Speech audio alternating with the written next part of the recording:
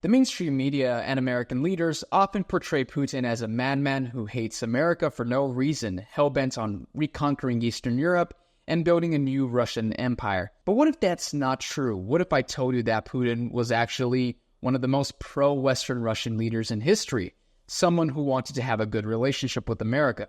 What if the real problem is the way we push Russia away, creating the tension we see today, driving them closer to China and Iran? In today's video, I'm going to break down exactly how the U.S. foreign policy, driven by neocons and neoliberals, has destroyed our relationship with Russia and shaped Putin into the leader he is today. Just to be clear, this is not a justification for his actions in Ukraine or a video praising him. This is simply an explanation of how we got here and why things turned out the way they did. But first, we need to go back a few decades and understand how we got here. When the Soviet Union collapsed in 1991, it marked the end of one of the most significant periods in history, the Cold War. For decades, the United States and the USSR had been locked in a bitter rivalry with nuclear weapons and global influence at the center of their struggle. The fall of the USSR brought immense relief and hope for a new era of peace and cooperation.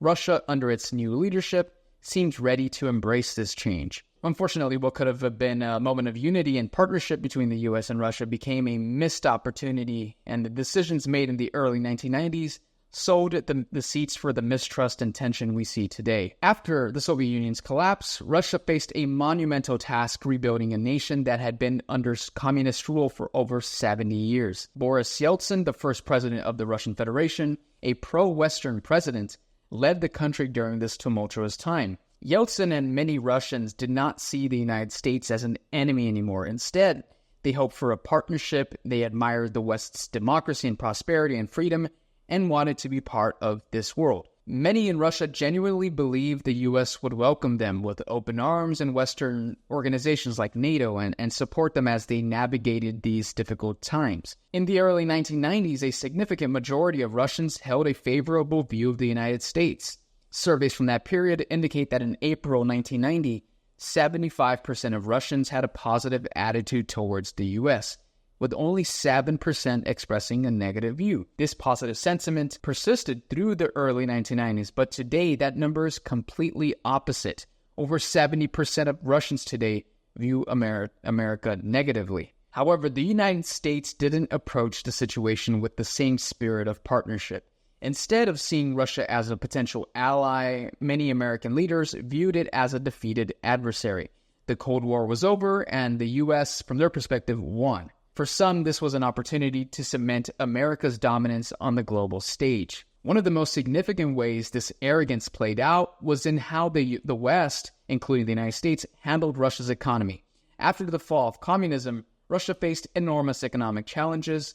The transition from a state-controlled economy to a market-based one was unprecedented and fraught with difficulties.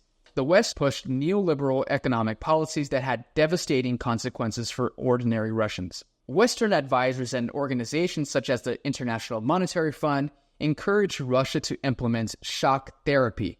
This approach involved rapid privatization of state-owned industries, cutting government spending, and opening the economy to foreign investors. The idea was that these policies would quickly transform Russia into a free market economy. In reality, shock therapy was a disaster. The sudden privatization allowed a small group of individuals, known as oligarchs, to seize control of the most valuable industries in Russia, such as oil and gas. These oligarchs became incredibly wealthy almost overnight, while most Russians fell into poverty. Factories shut down, unemployment skyrocketed, and pensions and savings were lost due to hyperinflation. The average Russian standard of living plummeted, and by the mid-1990s, many people struggled to afford basic necessities like food and heating. The economic chaos destroyed the middle class and left millions disillusioned with Western-style democracy and capitalism. But what really angered the Russians in the 1990s was when the United States dismissed Russia's national security concerns and pushed for NATO expansion.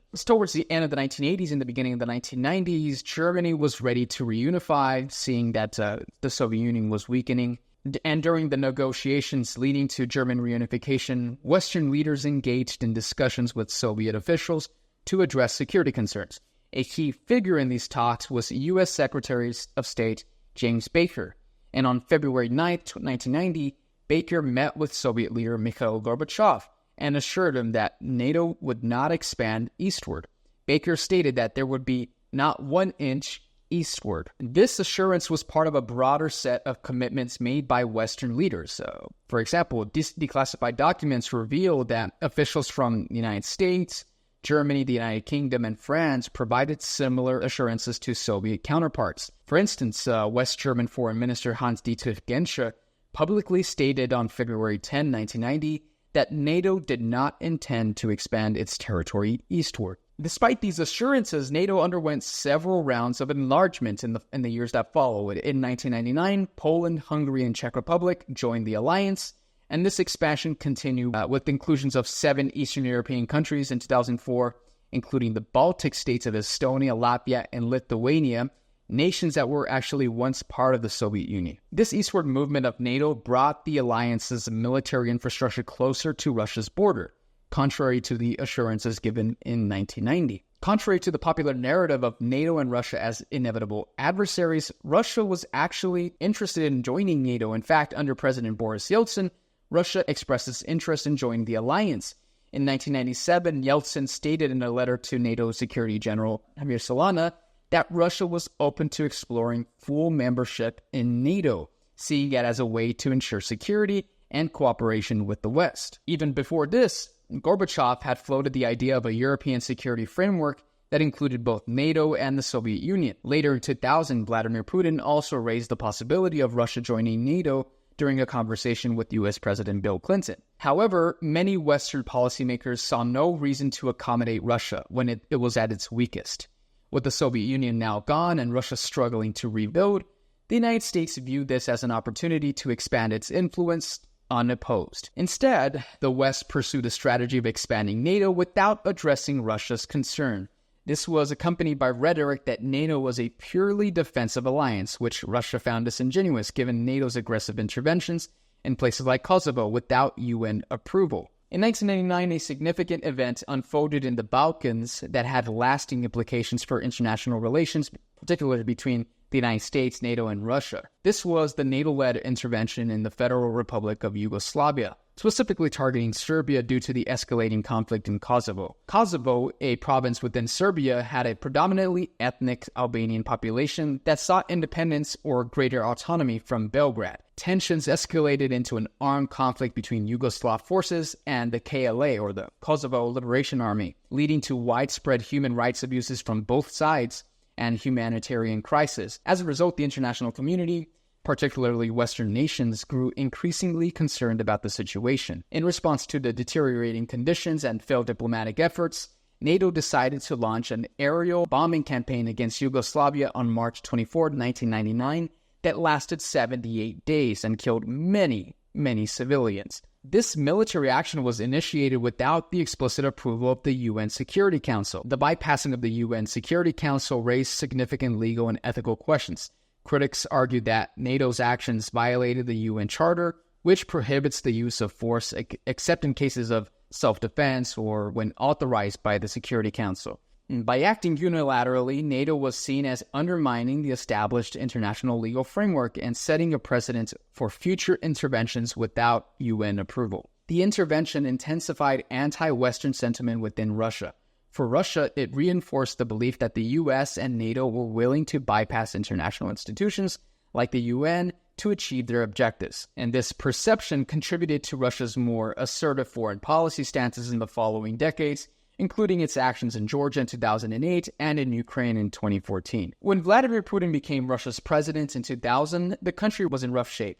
The economy was struggling, and many Russians felt that their nation had lost its standing in the world. Putin's early years in office focused on restoring order and rebuilding the economy, but he also had a vision for improving Russia's relationship with the West. At first, Putin was open to working with the United States. He didn't see the US as an enemy, but as a potential partner. And after the devastating 9/11 attacks, Putin was one of the first world leaders to call President George Bush to express his condolences and offer support. More than just words, Putin backed up his solidarity with actions. Russia allowed U.S. military forces to use bases in Central Asia for their operations in Afghanistan. It was a big gesture showing that Russia wanted to help fight terrorism because Russia was also dealing with several terrorist attacks during this time as well. At this point, things seemed promising. Russia was extending an olive branch, and there was potential for a stronger partnership between the two countries. President Bush even said, quote, "One thing I've found about Vladimir Putin is that he is consistent, transparent, honest, and is an easy man to discuss our opportunities and problems with." But as the years went on, the US and NATO made decisions that left Russia feeling sidelined and increasingly disrespected. For example, the US invasion of Iraq in 2003 was a major turning point in Russia's view of American foreign policy. The US, claiming Iraq possessed weapons of mass destruction, which were never found, launched the war without UN approval. Russia, along with key allies like France and Germany, opposed the invasion. Putin saw the war as part of a pattern where Washington used military force to reshape the world in its image, ignoring the principles of sovereignty and multilateralism, just like in Kosovo in 1999. Then, a year later, in 2004, NATO expanded again, adding 7 more countries, including Estonia, Latvia, and Lithuania, former Soviet republics. This move brought NATO directly to Russia's border, which Moscow saw as a direct threat. For Russia, NATO had been established to counter the Soviet Union. With the USSR now gone, Moscow believed NATO's continued growth was unnecessary and provocative. Instead of fostering trust, NATO's expansion reinforced fears that the alliance was encircling Russia and treating it as an adversary rather than a potential partner. By 2008, tensions between Russia and the West had reached a breaking point. At the NATO summit in Bucharest that year, the alliance announced that Georgia and Ukraine would one day become NATO members. This was a red line for Russia. Ukraine and Georgia were not just neighbors, they were historically and strategically critical to Russia's security. Can you imagine if China or Russia helped to overthrow governments in Mexico and Canada and then include them in a pro-Russian or Chinese military alliance and place weapons on the border with America? No self-respecting American leader would ever allow this to happen. So it's no surprise that this was provocative and angered the Kremlin. Later that year, conflict broke out between Georgia and Russia over the breakaway regions of South Ossetia and Abkhazia. Russia's military intervention was swift and decisive, sending a message that it would not tolerate NATO's encroachment in its sphere of influence. So by this point, Moscow believed that NATO and the US were actively working to surround and weaken Russia. From the Kremlin's perspective, the U.S. had broken its promise from the 1990s when Western leaders assured Russia that NATO would not expand eastward. Instead, now NATO included many countries that had once been part of the Soviet bloc, and worse, it was even seeking membership for Ukraine and Georgia, 2 countries with deep historical, cultural, and strategic ties to Russia. Putin saw this as a part of a broader strategy to isolate Russia, turning its neighbors into pro-Western states that could one day host NATO troops and missiles. Faced with what it saw as growing hostility, Russia began to push back. Putin became increasingly vocal about his frustration with the US-led world order. In 2007, he delivered a famous speech at the Munich Security Conference, accusing the United States of acting like a global hegemon that disregarded international laws and norms. We are seeing a greater and greater disdain for the basic principles of international law. And independent legal norms are, as a matter of fact, coming increasingly closer to one state's legal system. One state, and of course, first and foremost, the United States has overstepped its national borders in every way. This is visible in the economic, political, cultural, and educational policies it imposes on other nations. Well, who likes this? Who is happy about this? I think it is obvious that NATO expansion does not have any relation with the modernization of the alliance itself, or with ensuring security in Europe. On the contrary, it represents a serious provocation that reduces the level of mutual trust, and we have the right to ask, against whom is this expansion intended? And what happened to the assurances our Western partners made after the dissolution of the Warsaw Pact?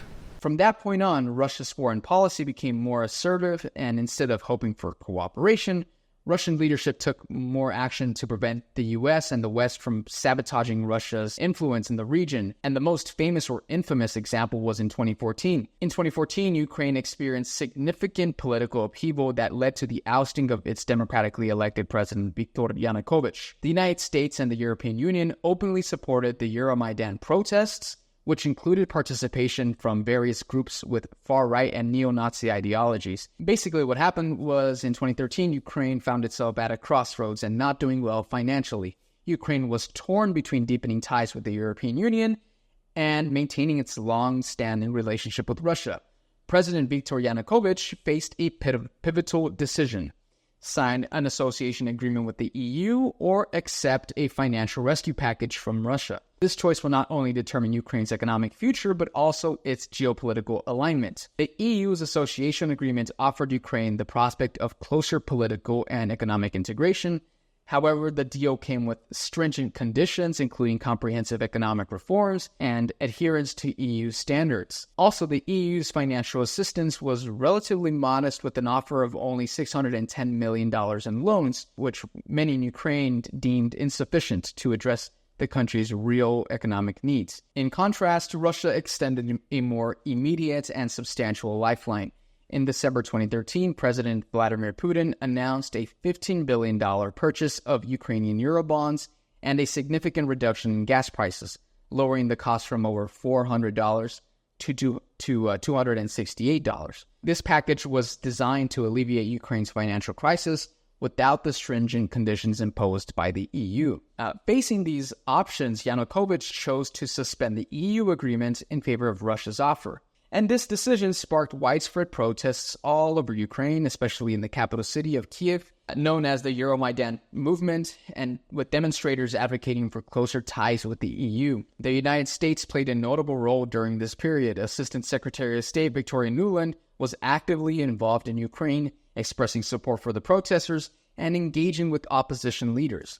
Could you imagine if Russian politicians, if the Russian Secretary of State or Assistant Secretary of State came to the United States and protested with Americans against the American government, or went to Canada and protested against the Canadian government and tried to basically involve itself in Canadian politics?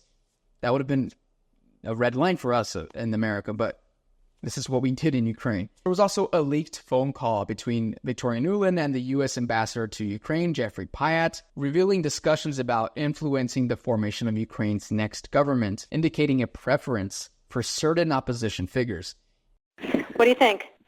I think we're in play. The Klitschko piece is obviously the complicated electron here.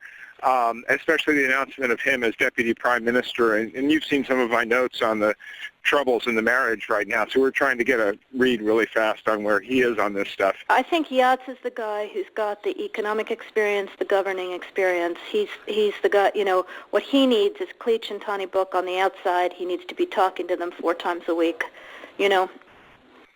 I just think Klitsch going in, he's going to be at that level working for Yatsenyuk. It's just not going to work. Yeah, no, I think that's right. Okay, good. Well, do you want us to try to set up a call with him as the next step? In other words, the U.S. was involved in changing the government of Ukraine in 2014. The protests then escalated into a significant political crisis, leading to violent clashes between demonstrators and security forces. In February 2014, Yanukovych, the president of Ukraine, fled the country, and a new government was established that was pro-West and anti-Russian. Russia viewed these events as a Western-backed coup that undermined Ukraine's sovereignty and disregarded the democratic process. Following the change in government, the Ukrainian parliament moved to repeal the 2012 language law that granted Russian the status of a regional language in areas where ethnic Russians made up more than 10% of the population. This decision was perceived by Russian-speaking communities as an aggressive gesture against their linguistic rights. In response to these developments and other anti-Russian laws by the new government in Kiev,